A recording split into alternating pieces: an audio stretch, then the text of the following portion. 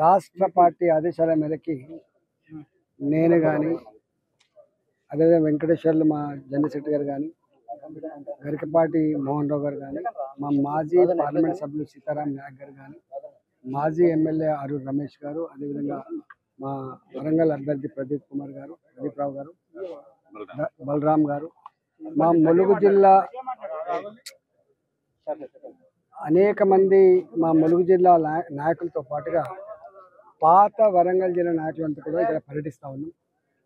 పొద్దున మేము గుళ్ళవాకు పోతే అక్కడ రైతాంగానికి కన్నీళ్ళు తప్ప దుఃఖం తప్ప వాళ్ళకి ఏం లేదు. గతంలోనే ఒకసారి గుళ్ళవాగు తెగిపోయి గుళ్ళవాగు మధ్యంతరంగా గండిపడి కొన్ని వందల ఎకరాల భూమిలో తాడి చెట్లంతా లోతు గోతులు పడ్డాయి.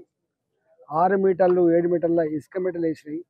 మొన్ననే దీన్ని చదువు చేసుకొని ఒక్కొక్క ఎకరానికి 50,000 రూపాయల నుంచి 2 లక్షల రూపాయలు ఖర్చు పెట్టి మేము వ్యవసాయం చేసుకుంటూ ఉంటే మళ్ళీ ఈ సంవత్సరం కూడా వరద వచ్చి మొత్తం మా కుంపలు ముంచిపోయినాయి. మా పంట పొలాలలో మేటలు వేసినాయని చెప్పి వాళ్ళు కన్నీరు మున్నీరైతున్న తీరు బాధేసింది. డెఫినెట్గా ప్రభుత్వం ఎక్కడెక్కడైతే ఈ మొత్తం తెలంగాణలో ఇసుక మేటలు వేసినాయో, ఎక్కడెక్కడైతే పెద్ద ఎత్తున గోతులు పడ్డాయో కేవలం పంట ఎకరానికి 10,000 రూపాయలు మాత్రమే కాకుండా ఆ పంట పొలాలు మళ్ళీ చేతికొచ్చినట్టుగా, ఎందుకంటే రైతాంగానికి ఉండేదే 2 ఎకరాలు ఎకరమో 3 ఎకరాలు ఉంటుంది కాబట్టి శాశ్వతంగా ఆ పొలాలు మళ్ళీ వాగులు ఏర్పడి ఒక్క మొక్క కూడా లేకుండా ఆ ప్రాంతంలో మొత్తం ఎడారిగా మారిపోయింది. దీని మీద కూడా తప్పకుండా కేంద్ర ప్రభుత్వం భారతదేశంలో ఇట్లాంటి సందర్భం మొట్టమొదటిసారి ఎవాల్వ్ అయింది కాబట్టి దీని మీద రీసెర్చ్ జరగాల్సిన శక్తి ఉంది కాబట్టి కేంద్ర ప్రభుత్వ పరంగా తప్పకుండా ఇక్కడికి వచ్చి దాని మీద ఒక అధ్యయనం చేసి మనం రేపు దేశంలో అలర్ట్ కావాల్సిన ఎక్కడ ఉందనేది ఈ ఉదంతం మనకి చెప్తా ఉంది.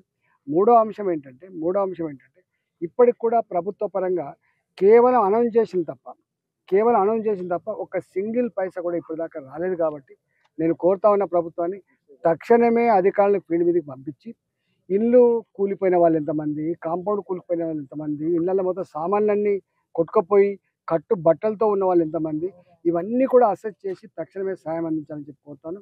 మేము కేంద్ర హోంమంత్రి గారితో అదేవిధంగా మా కిషన్ రెడ్డి గారు జమ్మూ అండ్ కాశ్మీర్లో ఉంటే వారితో కూడా మాట్లాడడం జరిగింది. ఇవాళ బండి సంజయ్ గారు అదేవిధంగా మా కేంద్ర వ్యవసాయ శాఖ మంత్రి గారు ఇద్దరు కూడా ఇవాళ పర్యటిస్తూ ఉన్నారు ఖమ్మంలో. కాబట్టి ఇలా మేము కూడా ఇక్కడి పర్యటిస్తూ ఉన్నాం కాబట్టి కేంద్ర ప్రభుత్వ పరంగా కూడా రైతాంగాన్ని ఆదుకోవాల్సిన శక్తి ఉందని చెప్పి మేము కోరడం జరిగింది. ఇవాళ ఏదో ఆంధ్రకు ఒక రకంగా తెలంగాణకు ఒక రకంగా సంకుచితవాదులు ఇవాళ ఈ రాజకీయాలే ఎజెండాగా పెట్టుకున్నటువంటి వాళ్ళు ప్రజాక్షేమం కోరని వాళ్ళు చేసేటువంటి ఆరోపణ తప్ప ఇది నిజం కాదు. భారతీయ జనతా పార్టీగా మాకు కులంతోటో మాకు ప్రాంతంతోటో మాకు ఒక పార్టీతో సంబంధం కాకుండా ప్రతి పౌరుడిని ప్రతి రైతుని ఆదుకోవాల్సిన శక్తి ఉంది కాబట్టి తప్పకుండా మేము ఇలా ఆదుకోవడానికి వచ్చినాం. పార్టీ పరంగా కూడా మేము కోరినాం మా కేంద్ర హోంమంత్రి గారిని పార్టీ పరంగా కూడా కనీసం దుస్తులు వాళ్ళకి యుటెన్సిల్స్ కొంత తాత్కాలికమైన వస్తువుల ఏర్పాటు కోసం కూడా మా ప్రయత్నం కొనసాగుతుంది.